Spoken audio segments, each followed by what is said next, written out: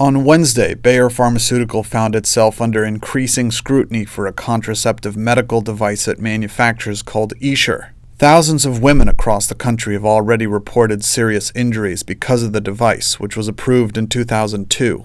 But on Wednesday, U.S. Representative Mike Fitzpatrick alleged that Essure had also caused hundreds of unreported fetal deaths, and that Bayer Pharmaceutical had also provided tens of thousands of dollars in illegal kickbacks to doctors for promoting the device. One of the issues that's disturbing to me is that these issues would only come to light because of the work of victims. In a press call Wednesday morning, Congressman Fitzpatrick told a group of reporters that he would move forward in taking the device off the market if Bayer Pharmaceutical and the FDA would not do it themselves. So if the FDA and the manufacturer of the device are not willing to remove this device, called dangerous device, from the market, it's my view that Congress must act in that case. So I introduced the E-Free Act in November of last year. The E-Free Act, which is a bipartisan bill pending before the Energy and Commerce Committee, would require the FDA to revoke the pre-market approval of the Essure device.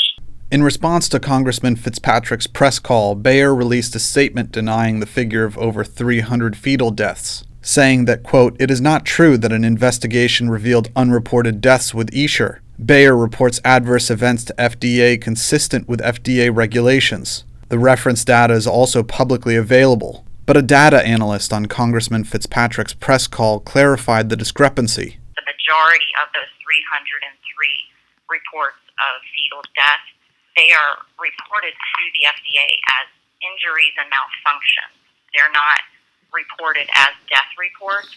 Bayer didn't address the kickback allegations. The main thing I want to push right now pertaining to what Congressman Fitzpatrick said today is that what Bayer and Conceptus did is against the law. It's illegal. Amanda Dykman is an Essure victim who gave her testimonial on Fitzpatrick's press call. She talked to The Real News after the phone conference about the complaint she brought to Fitzpatrick about illegal kickbacks. Those kickbacks include over $20,000 worth of free medical equipment in exchange for the purchase of at least 25 Essure kits per month.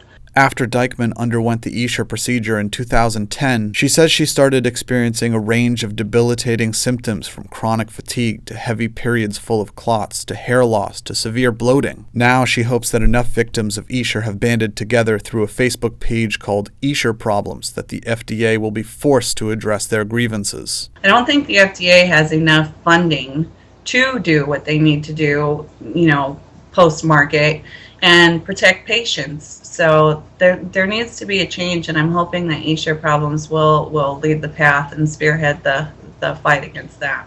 The FDA is expected to publish a report in a week or so after a months-long review of Essure. Essure is protected from lawsuits under its pre-market approval status, which means that little progress can come without an E-Free Act to curb the effects of a medical device that many say has done enough damage.